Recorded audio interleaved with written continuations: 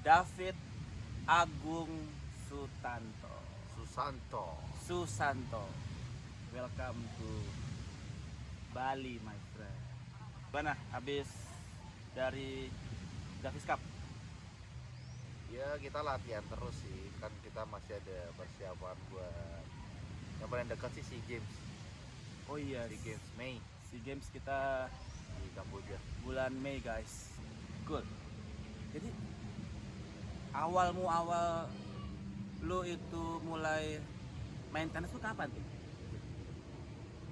Jujur tuh padahal dulu umur 7 main badminton saya. Oh. Dulu main badminton, terus 2 tahun lah sampai umur 9. Karena dulu papa mama juga main badminton kan. Karena dulu aku bareng papa mama terus. Terus karena papa juga waktu itu pindah tenis. Karena lututnya kan harus tempat-tempat nggak kuat, tua kan, udah ke tenis. Right. Aku ikut juga kan, Uh-huh. akhirnya malah ya jadi ikut tenis jadinya. Berubah. Pertama kali ikut turnamen junior apa? Pemuda. Tugu Muda di Semarang. Mugas. Iya. Apa yang di Mugas kan? Iya, ada sini. Inget guys, di Mugas tuh. Nah, di atas itu agak bukit-bukit ya. Mugas. Enggak lah. Kan naik dikit tuh Mugas ke atas. Ya jalannya iya, tapi Iya. nggak ada bukitnya dengan Iya, di itu tengah jalan kota. tanjakan lah sedikit ya. Ya tanjakan ya. Mugas Mugas. dalam gitu kan. Ya. Pencapaian tertinggi saat ini peringkat berapa sekarang? Ya kalau nasional 1, kalau ITP-nya saya sempat 700-an ya, 700 kecil lah. Orang Indonesia yang pernah cowok yang pernah sampai ITP tertinggi berapa? Kristo tuh 241 Kristo. 241. Ya, kalau Dirimu Swandi 240. Wow. Swandi. Kalau nggak salah ya, kalau nggak salah. Dirimu 700. 700. Jauh. Terus cita-cita lu sekarang apa, Pit? Cita-cita untuk di tenis atau untuk apa nih? Tenis dong. Kita fokus tenis. Ya kalau dalam waktu dekat ini ya SEA Games lah. Itu udah harus bisa yang terbaik lah, mudah-mudahan bisa dapat emas bergunya kita. Bergu. Lu turun tunggal nggak? Kita nggak tahu, kalau itu kembali lagi ke pelatih ya. Oh. Tapi kalau tunggal kan sudah ada Ricky. Ganda kemungkinan bareng Anthony. Bisa sama Kristo mungkin. Atau mungkin Kristo sama Nathan, saya nggak tahu. SEA Games yang terakhir lu bareng Kristo kan? Iya. Yang pas di Vietnam SEA Games. Indonesia Itu ya? saya nggak Palembang. Palembang. Lu bareng Kristo kan? Itu yang ada bergu ya, iya. Iya, di bareng Kristo Palembang. kan. Jadi paling dekat sekarang ini SEA Pada Games. SEA Games sudah paling Sama Medco. itu kan ITF. ini ya individual. Iya, individual. Nah, kalau yang individual target terdekat artinya Medco nih. Medco ya. Kemarin dirimu kan babak kedua kalahnya ya, kualifikasi di babak kedua utama ya. Enggak dong. Kualifikasi? Saya itu dari Di Medco. quali kan. Selalu kuali kah? Iya, quali. Nggak pernah dapat wildcard ke babak utama. Pernah wildcard terus ketemu Adi sendiri. Oh, Anthony. Iya. Oh, itu wildcard pertama langsung ketemu Anthony. Iya. Males banget deh kalau gitu kan. Nggak enak kan. Nggak enak kan. Ngalahin Adi susah dong. Setelah SEA Games apa lagi yang lu target? PON ya. PON kapan ya? Kan kalau habis SEA Games itu sebenarnya ada Asian Games. Cuman kita kalau Asian Games lebih realistis ya, emang nggak berat. Emang nggak berat. Terus paling setelah itu ya PON tahun depan kan. Nggak tahu jadi tahun depan atau ini enggak, karena pas pemilu juga, jadi ya kita nggak tahu, let's see tahu. Wah, hujan guys, keren nih. Agak-agak gerimis gimana gitu guys. Objektif lu kan sekarang secara peringkat ada rencana nggak berubah? Kalau saya kan sebenarnya kan kayak sekarang ini kan saya udah umur berapa, umur 32 ya. Dan mungkin saya lebih ini sih, lebih ke kayak tim event, jadi kayak Bela Indonesia atau kayak Jawa Timur. Kalau nasional sih untuk peringkat saya harus touring banyak ya. Kayak kan maksudnya kan Indonesia, itu Ya. kan tujuannya cari peringkat tuh. Ya, kalau ini kan saya tujuannya untuk saya lebih ini sih, karena saya mau SEA Games. Jadi saya harus tanding supaya nanti waktu di SEA Games itu saya benar-benar udah di peak mental saya udah di peak di sana gitu, bisa udah ngerasain tandingan lebih enak daripada saya nggak pernah tandingan, pasti akan beda kan. Oh iya, betul. Oke, jadi maksimal di turnamen supaya pas di SEA Games nanti bisa puncak gitu. Iya, untuk persiapan SEA Games itu saya. Oke, tuh lihat tuh. Jadi apa perubahan? Apakah ada perubahan strategi? Jadi ketika kan lu punya objektif untuk SEA Games, Ya. strateginya mau ikut turnamen dengan objektif SEA Games bisa maksimal ya. Ya. Secara strategi untuk SEA Games oke. Secara permainan selama ini kan lu di ITF kualifikasi susah tuh tembusnya. Tembus ya. Secara kualitas permainan strategi lu apa ya supaya bisa break sampai semi sampai final gitu? Jujur kalau secara permainan sudah lebih mending ya daripada tahun lalu lah. Saya lebih pede karena kan saya udah mulai main-main lagi banyak tuh, dan waktu tahun lalu kan juga sempat agak down juga terus terang saya. Malas waktu itu kan setelah PON yang kemarin terus meneruskan kita persiapan SEA Games, tapi ternyata kan saya nggak masuk di tim waktu itu. Oke. Jujur aja kecewa juga sih waktu itu, maksudnya kok kenapa saya masih Karena apa peringkatnya masih turun atau apa gimana? lebih baik lagi dari KPLT kata saya. Oke. Maksudnya kan kalau Kan ini setahu saya pengurusan, kan ini kan pengurusan yang baru, kalau itu kan iya. pengurusan lama. Iya. Oke. Ya jadi intinya saya nggak dipilih di tim, saya juga agak kecewa gitu, saya kesel juga. Saya bisa nggak masuk, kenapa gitu. Kok iso? Iya gitu, ibaratnya maksudnya saya juga masih layak untuk main di sana gitu. Iya. Jadi ya agak kecewa waktu itu. Oke. Tapi ya oke, waktu itu oke. Terus ya saya tetap latihan, cuman masih ada rasa kesel itu sih waktu itu saya. Jujur aja.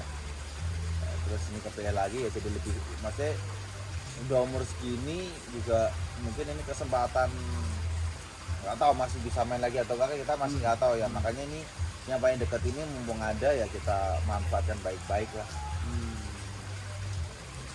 Pernah juara SEA Games kan? Belum pernah. Bergu ya, Iya, bergu bergu. yang Untuk perorangan Palembang ya Pak. Saya perorangan itu 2015 kalau nggak salah, 2015 Mas. enggak, perak saya. Perak hampir. untuk ganda Single, atau single. Oh, lawan siapa final dulu? Lawan Thailand. Oh, siapa? Saya lupa namanya. Oh. Cem, panggilannya Cem. Oh. Karena teman-teman saya juga. Oke. Namanya Cem. Kalah 3 set saya. Kabar waktu itu. Ya, Iya. tetap down juga sih. Pengen juara kita. Jadi secara permainan Mas area to improve apalagi yang sekarang lo lihat masih harus lo improve?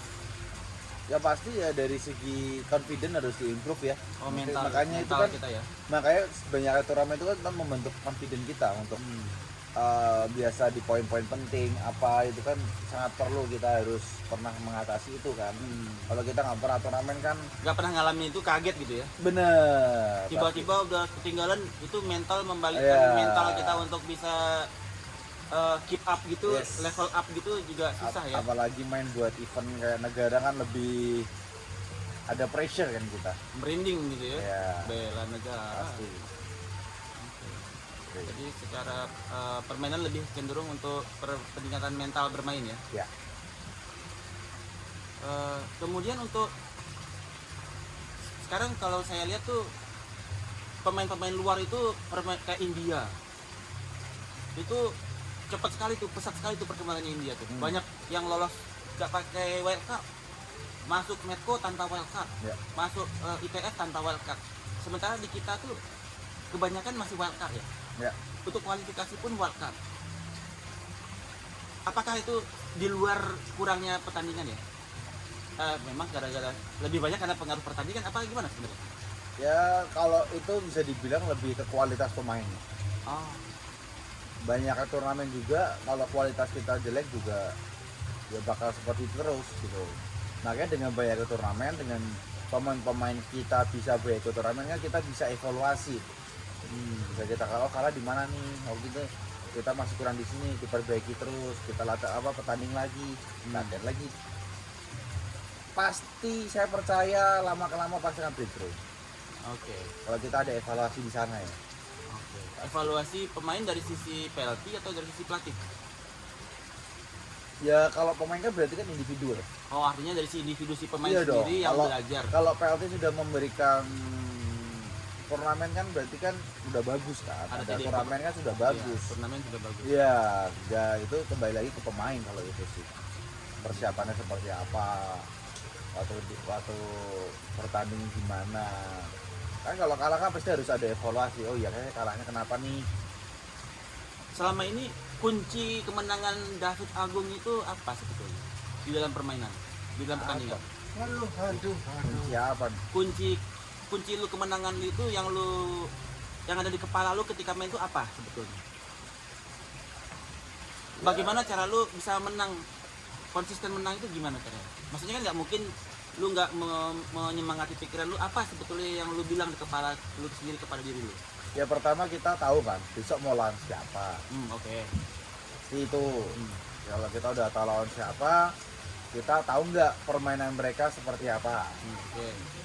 Kalau kita tahu kan berarti kita harus ngatur strategi nih, kira-kira besok tuh kelemahan lawan seperti apa. Oh, jadi sebelum berangkat lu udah harus mikir kelemahannya dulu tuh? Ya pasti dong. Oke. Pasti kan kira-kira akan, oh ya ini game plan-nya seperti apa, orang ini sukanya apa sih, biasanya gimana, yang bunuh yang mana gitu.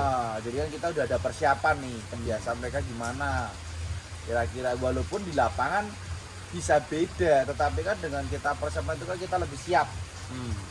Tetap kita harus mempersiapkan plan B, dalam arti kayak plan B itu kalau kita sudah plan A gagal kan kita harus ada plan B, backup plan. Iya dong, mesti seperti apa gitu. Jadi ya kayak gimana tuh, misalkan lu sekarang gua kejar backhandnya doang nih, backhandnya jelek, gua kejar backhand terus. Itu dari pengalaman sih. Tiba-tiba backhandnya mendadak kok hidup lagi gitu, hidup dulu. Ya, itu terus backup plannya apa tuh? Itu sebenarnya dari pengalaman. Kita kalau sebagai pemain pasti waktu kita mengatasi itu kita langsung udah pasti ada, ya kita harus gimana tuh kepikiran aja di lapangan. Ada apa gua servis volley ke depan? Ya, atau kita berusaha ulat dulu di belakang. Atau kita main di belakang dulu? Ya, apa kita mesti variasi gimana itu kadang keluar di lapangan itu keluar. Oh ya kita harus gini, oh kita harus gini. Itu emang kita harus mikir terus. Kalau pola latihan tuh seperti apa sih setiap minggu? Latihan fisik kapan, latihan teknik kapan, latihan game plan kapan, latihan itu gimana? Kalau latihan game plan ya latihan teknik ya jatuhnya, latihan jadi satu. Biasanya kalau saya pagi latihan nih tiap hari, kecuali pagi, kecuali minggu, biasanya minggu rest. Ya pagi latihan, habis itu mungkin lanjut gym. Untuk latihan fisik? Ya gym. Kata orang kalau sering bench press gitu kaku gitu mukulnya. Kan saya nggak yang weight training yang berat. Jangan yang berat ya, tapi lebih banyak repetisi kah? Iya, repetisi. Jadi beban ringan repetisinya banyakin. Nah, lihat sikon lah, maksudnya berapa lamanya, jauh pertandingan atau enggak, itu yang dilihat juga. Oke. Kalau jauh mungkin agak berat dikit lah ya. Pagi latihan, stroke, itu teknik. Sore gym. Sore apa siang? Sore. Bisa siang bisa sore, lihat sikon ya. Kalau saya latihan lagi capek, mungkin sore saya. Oke, itu tiap hari? Hampir tiap hari. Terus pola makan? Wah, kalau pola makan sih kita atur sendiri ya. Harusnya baik emang ada nutrition. Ada kayak bener-bener yang diukur proteinnya berapa, karbonya berapa, itu yang bener ya. Kalau fisik lari itu biasa itu juga kadang kan kalau nge-gym misalnya kita ini kan lari dulu saya. Treadmill dulu, ya, treadmill dulu atau saya lari di track dulu atau gimana, tergantung programnya nanti. Oke. Jadi terus punya pelatih nggak lu? Untuk saat ini nggak ada sih. Nggak ada pelatih. Jadi cuma sama Anthony aja latihan berdua gitu. Paling kan kalau pelatnas ada umurnya. Oke. Jadi tanpa pelatih guys. Sekarang ya. Ya karena kan saya juga kurang lebih yang ngerti juga lah gitu. Saya juga lumayan. Udah pernah ngalamin banyak pelatih lah gitu ya? Ya, jadi ya ada dari pengalaman sih, juga sempat belajar juga ke pelatihan, walaupun ya yang belum master ya, tapi ngena-ngena lah gitu. Setelah usia tenis kan terbatas nih ya, Roger Federer sampai 40 ya. Setelah tenis lu rencana ngapain? Jadi kalau misalkan lu udah siap usia 40 gitu misalkan, lu rencananya apakah mau bikin klub kah atau apa gitu? Jujur kalau saat ini belum banget kebayang seperti apa. Yang pasti kalau saya orangnya lebih positif ya, maksudnya apapun yang bisa saya kerjakan tapi urusannya masih di tenis. Oke, lebih fokus Jujur, ke tenis dulu ya. karena saya juga ada kontrak Jatim dan Oh, masih banyak kontrak dengan tim Jatim. ya jadi kan harus latihan, jadi belum bisa fokus yang ke lain gitu. Oke. Yang lainnya masih sambilan lah, masih dari sambilan. Ya. Oke. Terakhir, kan lu udah lihat nih YouTube channel gua nih. Ya, Gimana kira-kira? Itu ada penting nggak sih atau ada manfaatnya nggak sih? ya YouTube channel kayak sebenarnya bermanfaat ya, soalnya kan dengan kita ada rekaman itu kan kita bisa lihat nih.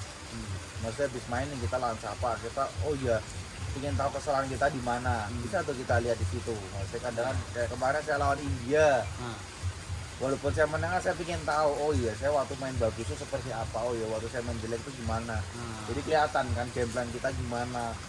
Itu kan buat evaluasi saya juga gitu, bagus ya gitu. gameplaynya kelihatan ya.